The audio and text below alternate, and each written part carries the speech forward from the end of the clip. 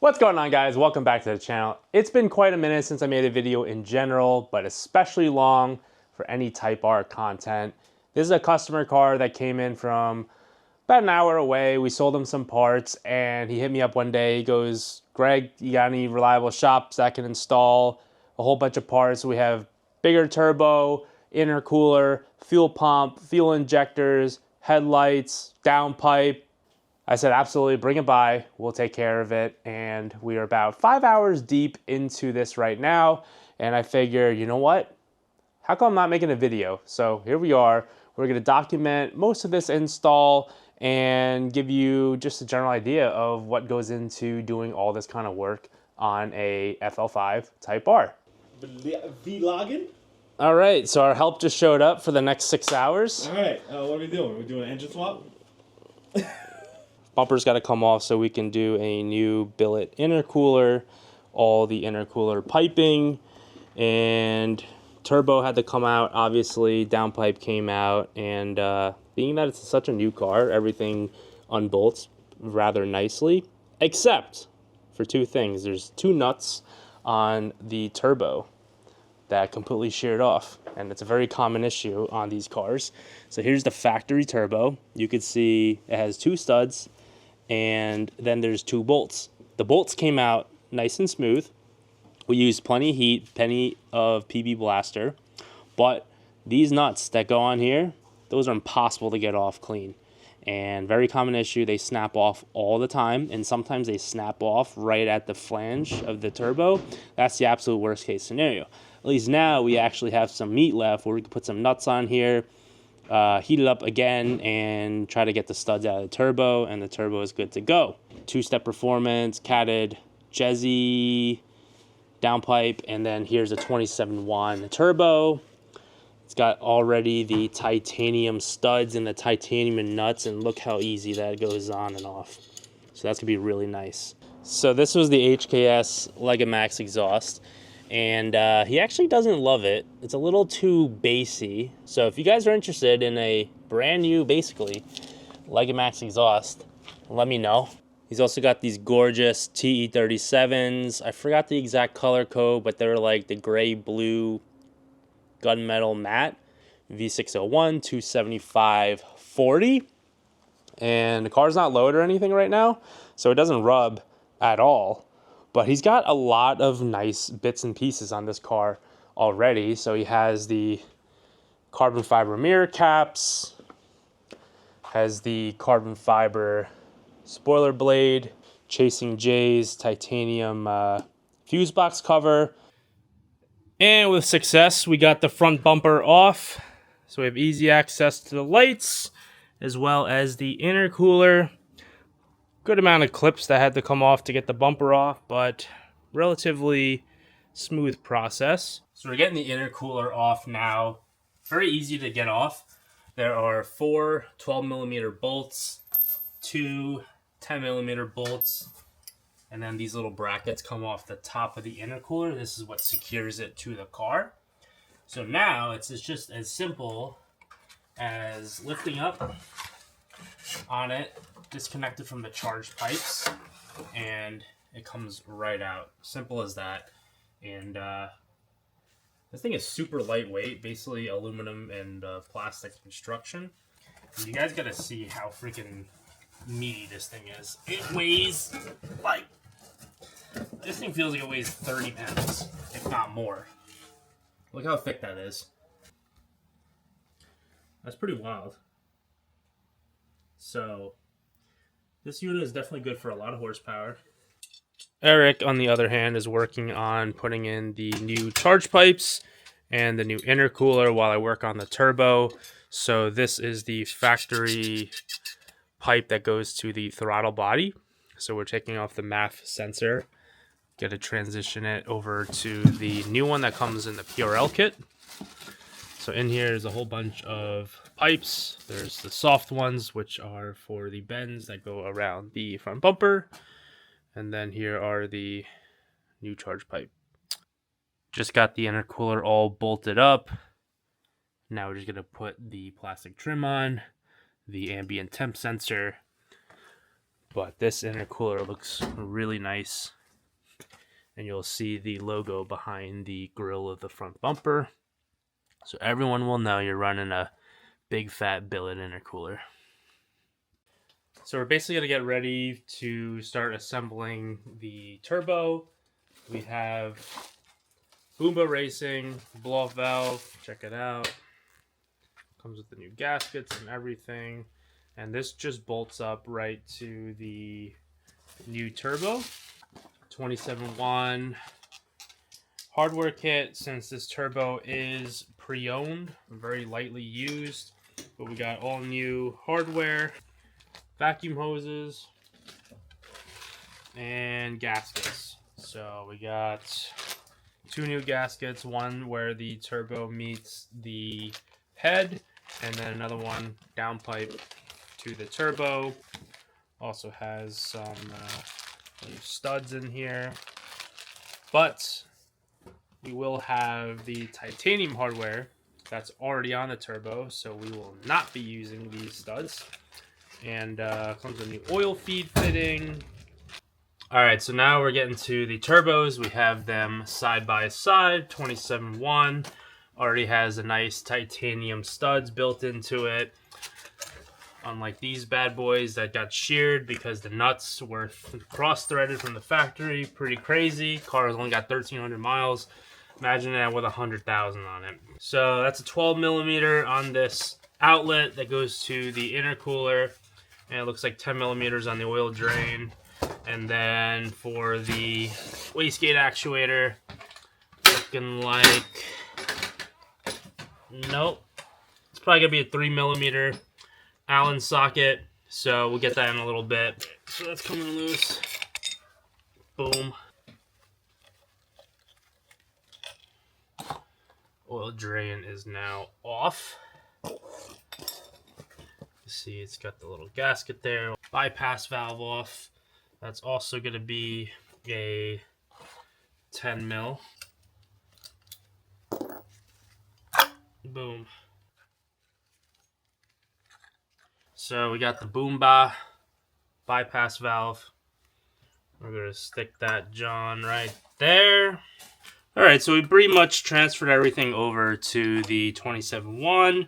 Just gotta torque down this outlet tube right here. But that's basically it. Here's the factory turbo. Yeah, nice piece. Pretty straightforward, simple to work with. The turbo we have all bolted down back to the head. I have the PRL hose going from the turbo now to the brand new intercooler that we put on as well yesterday. So now we just connected all the vacuum lines to the bypass valve, torqued down all the hardware. It's time to put the new downpipe in. We have the brand new gasket already set in place, the titanium studs torqued into the turbo. So now let's get to throw the new downpipe in, connect it to the front pipe, and we'll be pretty much all set here on the front end. We can even go ahead and start putting together the titanium inlet onto the turbo, and then all the work is going to be on the backside of the engine when we do the fuel pump, which is right here, and the injectors, which is underneath the intake manifold. So the next step is to transfer over the heat shield and all the O2 sensors onto our new pipe here. See, that G Sport is a very expensive cat because they are EPA legal. Transfer over the secondary. There is an extension because this one sits a little bit lower than it does on here. So we put the extension onto the vehicle harness already. Put a little bit of anti-seize on there. That way it'll be easy to come out next time. Alright, so we do have to drill out these upper holes, one here, one there, a little bit wider because, as the forums mentioned, that these screws are not perfectly lined up with the downpipe.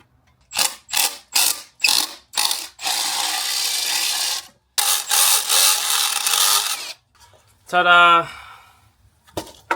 Heat shield is on, nice and tight.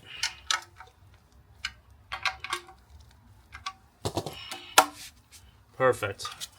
Wow, that sucks that it doesn't line up perfectly without damaging any of the surrounding objects. Get it onto the turbo studs, just like that. Nice. So what I really like about the titanium ones is that not only are they super light, they don't rust or anything. They are 12-point heads, and they have these little washers too. So it's also very visually appealing parts. It is a 14 millimeter 12-point, and we have our very nice icon 3/8. So we're gonna set it to 33.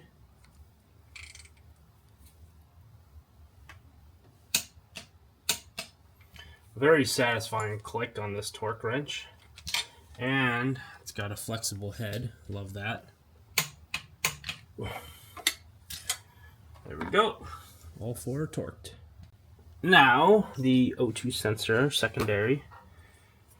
As you can see, this is the little extension we had to put on. Goes into the factory bracket, and we just click that into place. O2 sensor has like this little cup that it sits in, so you can't put the heat shield on until after. Well, you can't put this on until after you put the heat shield back. Okay, so that's threaded in loose. That one's threaded in loose. And now we can do the O2 sensor. Now we'll get our O2 sensor socket.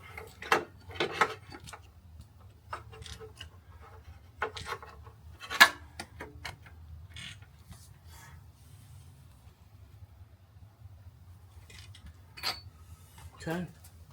And then for the front pipe, they even give us a new PRL gasket and new bolts. That's really nice. We have the titanium turbo inlet. Replaces the factory cast aluminum one with the ugly heat sink on top. Gotta say, that is pretty sick.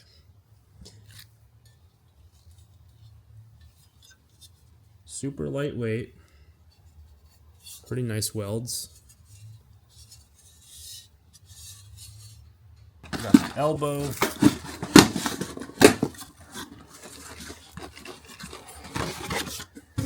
Cast aluminum. So this goes into the turbo like that. Pipe goes into there with a coupler. Pretty straightforward. So on the factory inlet, we have to remove this grommet because that bolts in to the top of the head right there to stabilize it. We're going to take this gasket and we're going to lay it right onto the compressor cover. And there's little tabs on the side of the gasket that aid in holding the gasket down. I highly recommend you keep a little bag of all the hardware specific to each component. So grab extension after we hand tighten it. You should be able to see that going in. We're going to go to 20 foot-pounds on this. Gonna reattach the wastegate actuator plug. So now we're gonna torque this bracket down. It's two 10 millimeters, one there and one down there. So grab our PRL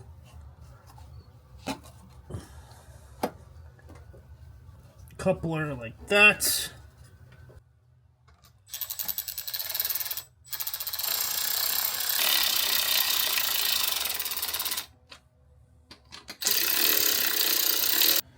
So the next fun part that we're gonna get to is removing the high pressure fuel pump so we can put in the new one. For fun, everyone says this is the most annoying install when working on this engine bay because everything is just shoved back there against the firewall and you don't have beautiful access to the turbo I want to show you guys this piece because I think this part is like $2,000. It's pretty wild. It's between 1,000 and 2,000. And you know, here's your hard line. You got the pump itself. Everything is really nicely packaged from them. Look at that. This is a chunky unit. Very high quality. That goes into the top like this. Boop. And then you got a plug and play harness, which is beautiful. You already have a pre-assembled AN fitting. Some hard lines. There's some nice quality stuff. Some hardware. And looks like some sort of spacer flange. Mounting bracket probably. Alright, so now we have to remove this aluminum bracket here. 2 12s, which we already took out from the charge pipe. Then there's going to be a 10 here, a 10 there, and then 2 more 12s, 1 there and 1 here. It's important that you make sure you set these aside, put them in a Ziploc bag, mark it as what everything is for.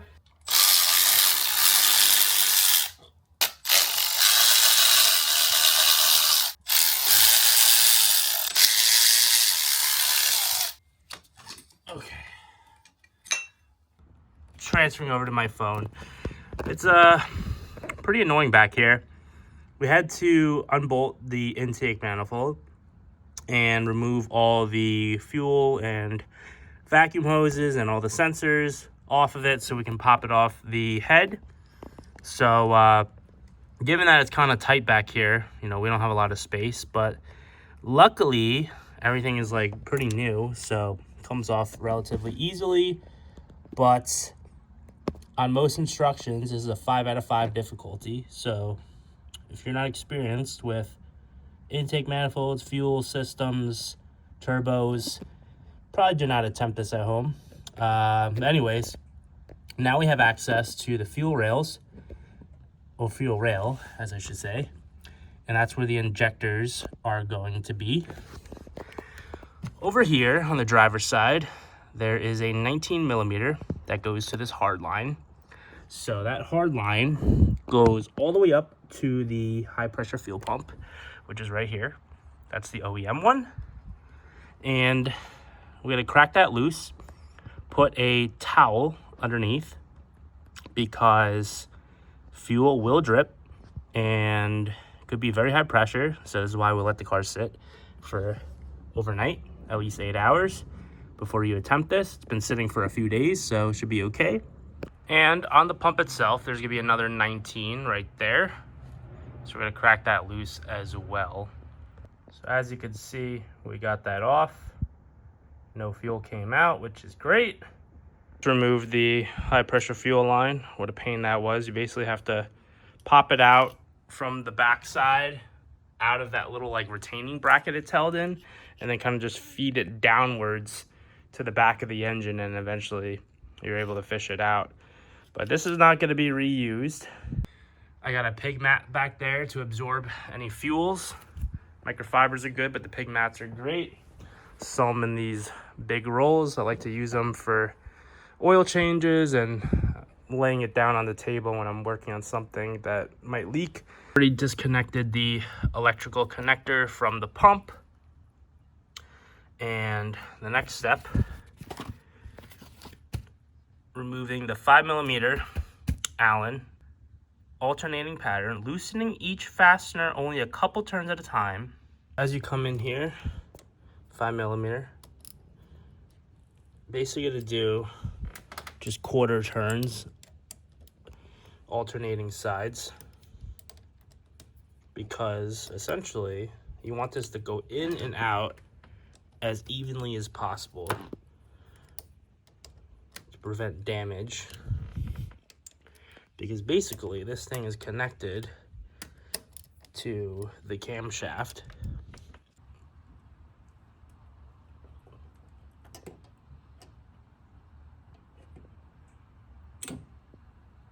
And she's out. Now you can see internals of the engine. So the next step we had to install this new flange that comes with this adapter tool, which is pretty sick. That way it's threading on properly, and then the full race will mount to that. But make sure you have that in there. There's 2 included 5mm hex heads, Allens, and we alternated between tightening each side, hand tight, and now we have to torque them to 10 foot-pounds. So we have our 1/4 inch torque wrench. 10 foot-pounds is equivalent to 120 inch-pounds, which is what my tool is measured in. Nice.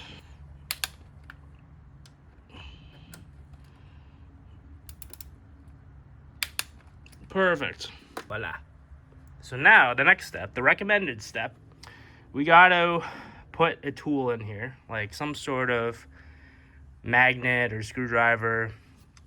I have this telescopic magnet, and the purpose that we're doing this is to find out where we're at bottom dead center. And what that means is the cam lobe is at the lowest setting, meaning the magnet will appear the shortest height coming out of the flange. So that is what they recommend here. As you can see in figure 31, they want the cam lobe to be as flat as possible so that the fuel pump is not compressed as you're torquing down the screws. So otherwise, you gotta be very, very careful in step 32 to tighten it very, very slowly, alternating between tightening each Allen head.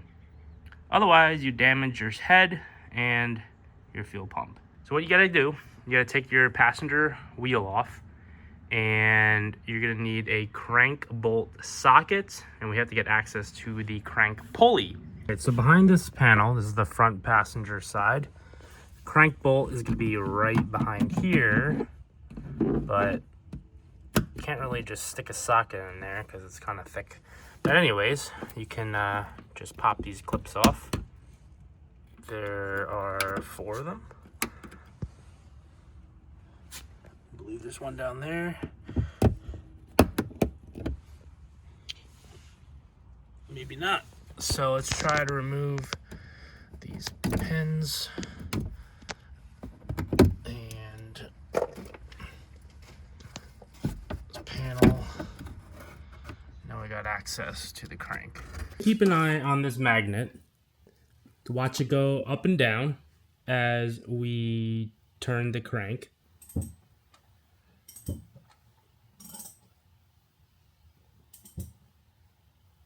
So there's not a lot of range of motion here, as you can see. But looks like that's bottom dead center. And you can see the piston, the spring, and all that. So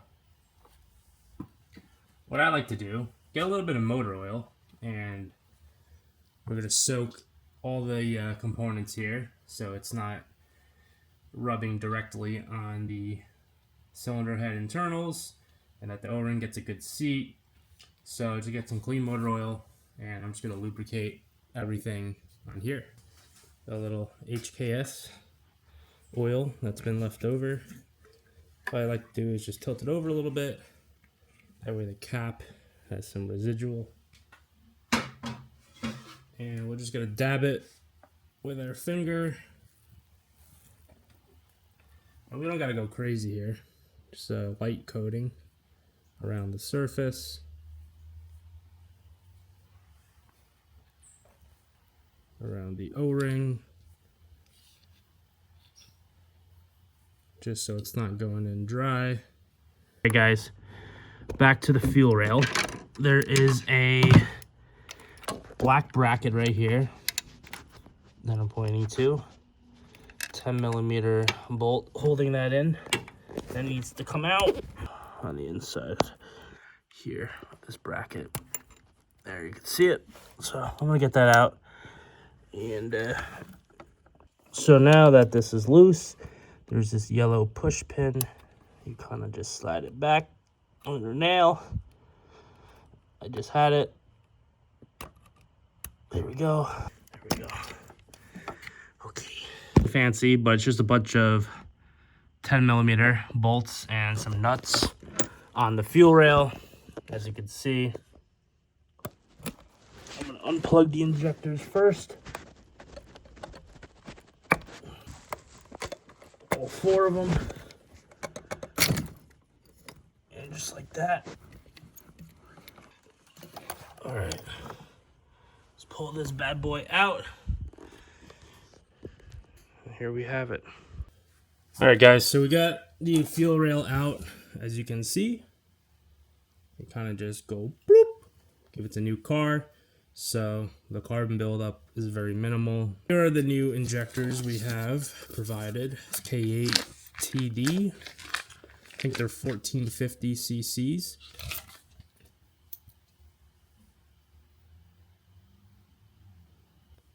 So they get these injectors out. What you can do, you just pull them out and make sure you have a towel ready for any fuel that might still come out of the rail.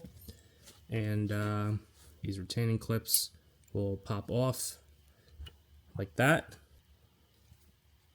like so. Very simple. And then get a little bit of motor oil, put it on top before you stick it back into the rail. Welcome back, guys. It is another day again. We are going to finish up the fuel system, working on the headlights now. Eric just pulled out the driver headlight from the bumper. Pretty straightforward. A couple 10mm bolts holding it in, and there's only a single bulb. These are the new Alpharex lights. I'm unboxing it right now, seeing it for the first time. These look pretty sick. So they have the, I forget what you call these. They're like the MDX Acura lights, where they just have the different little bulbs, projectors. Alright guys, I switched over to my Sony A7 with an actual lens on it so you can see what I'm doing here. Using a whole bunch of cameras. We finished up the fuel system, the fuel pumps tidied up, the intake manifold, throttle body, everything is back on and fully torqued back to spec. We even put this little mounting bar back in, that's for the charge pipe to mount to. So before we put everything back together, we have to do the Acuity shifter cable bushings. So just got the box here. You always got some goodies. Got the receipt and the goodie pack. So air freshener, a little keychain. These go for $70. Overnight shipping was $50. So, but anyways, better to put this on now than have to take out the whole intake again and the battery. So here are the bushings. We did this on my FL5. Essentially, we just have to pull out the old ones. They're held in by these retaining clips, and they give us some new retaining clips in there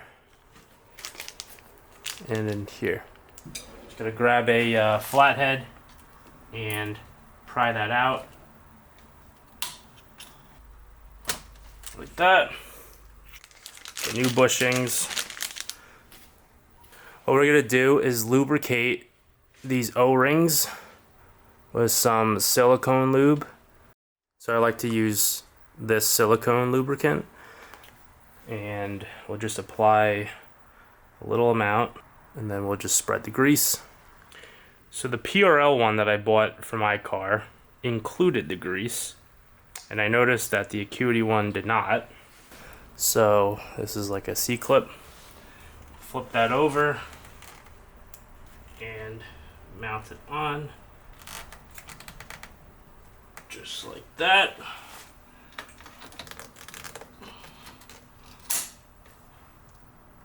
That one's installed.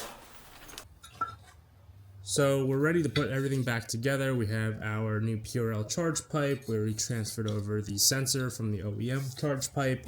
And now we're gonna get our hose clamp ready to go on the new 90 bend, which goes to the throttle body. So I like to pre-tighten these clamps, otherwise they're got too much play on them as we're trying to bolt things down. Like that. And what we could do is get a little silicone grease to get it in here. So that way we can adjust the pipe pretty easily. Make sure you line up the logo in this direction. And everything here we're just putting in loosely. So now we'll get the charge pipe and fit it up into the hose. Now we can put our vacuum hose on here and then get our hardware and line up the charge pipe, and then we'll tighten up the hose last. Then lastly, we have our PRL charge pipe here. So that's what the last clamp is for.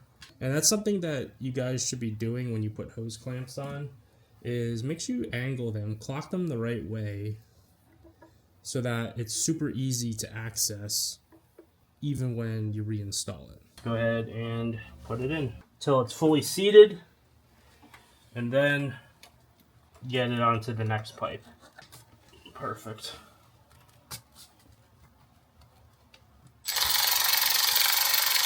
Now let's mount the charge pipe itself, and then we'll adjust all the hoses and tighten everything down, starting from probably the throttle body, then the other clamp, and then we'll adjust the ones that attach to the charge pipe itself.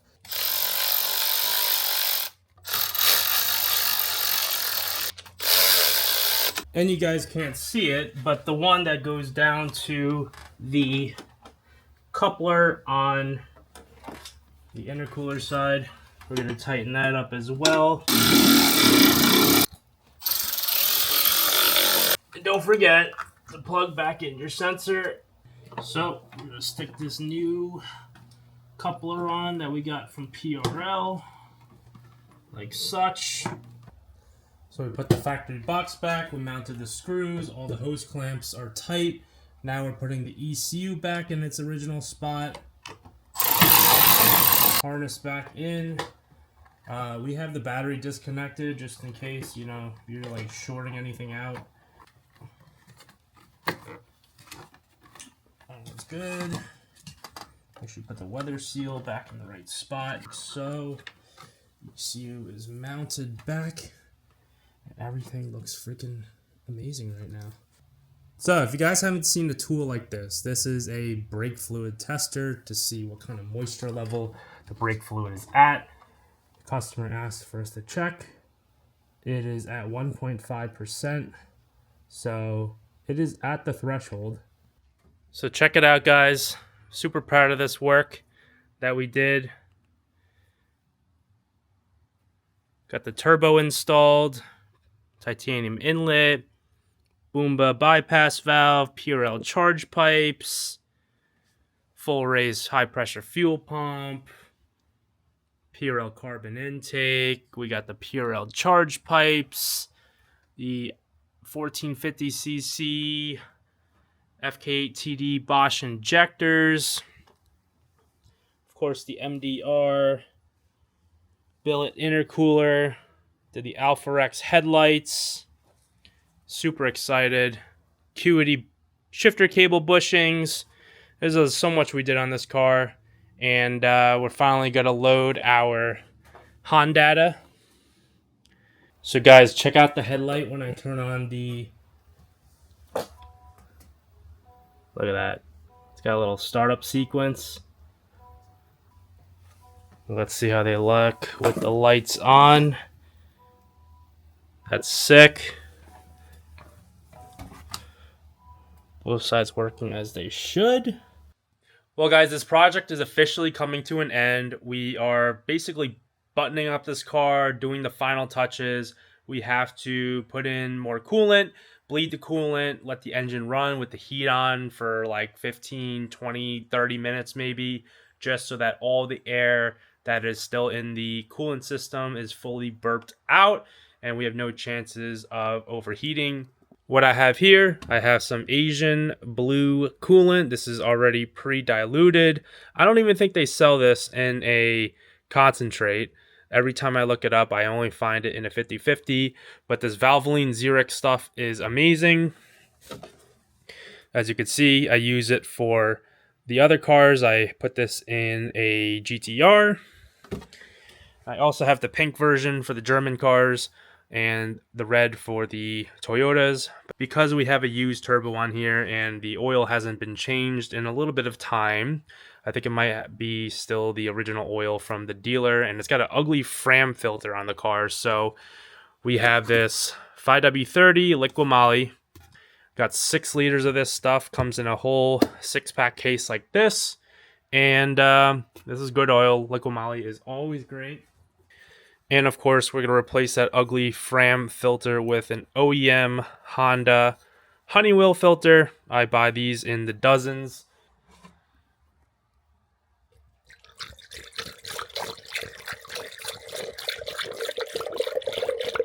Filling this up till it starts to go above the fill line. That way we're filling up the entire system where it's void of any coolant right now. So we turn the car on, it's cold start right now, and coolant is gonna run through the water pump and everything. Once it reaches the temperature for the thermostat to open, then it's gonna start flowing through the radiator and through the rest of the head and the engine block. Also, we turn the heater on, so that way the coolant goes through the heater hoses and gets any air out through there as well.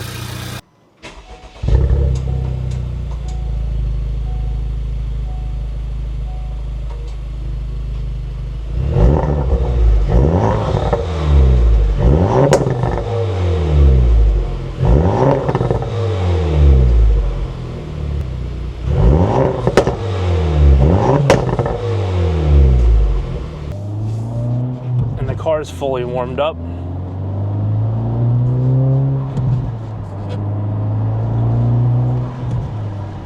Going through the gears, the car feels great. I think this base map tuner has a little bit of the burbles on it. I can hear it.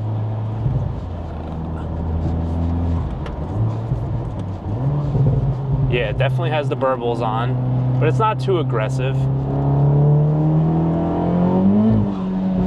Oh, this thing is quick. It just spun at the top of second gear.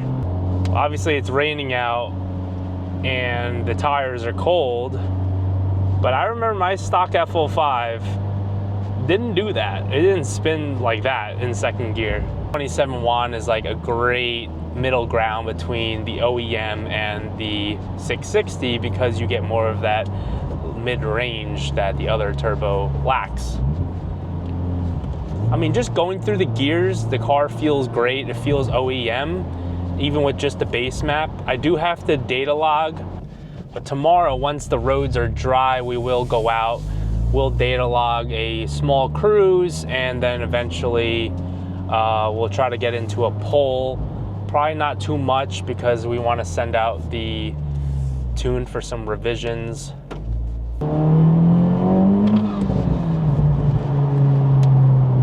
With the intake and the bypass valve, sounds pretty rad. But yeah, guys, this car feels incredibly healthy for everything that we did to it, and I'm excited to see what this car produces. If he ever gets it dynoed, I think he'll probably just be doing some e-tuning back and forth, so we may not ever see a dyno, but I'm sure this car, all said and done with 93 fuel, will make well over 400 at the wheels. But that's it, guys. I hope you enjoyed this long video of this whole full bolt-on install. And normally I document my own cars, but this is a client car. So if you guys are in the New York, Jersey, Connecticut area, you want to get your car worked on but don't want to pay the crazy shop prices, and especially don't want to wait weeks on end to get your car worked on, feel free to hit me up. I'm always looking to take on some more jobs on the FK8, FL5 platforms, or really any JDM European platform we can do work on. So if you guys like that, make sure you smash that like button. And of course, subscribe if you want to keep seeing some more content. We'll see you in the next one.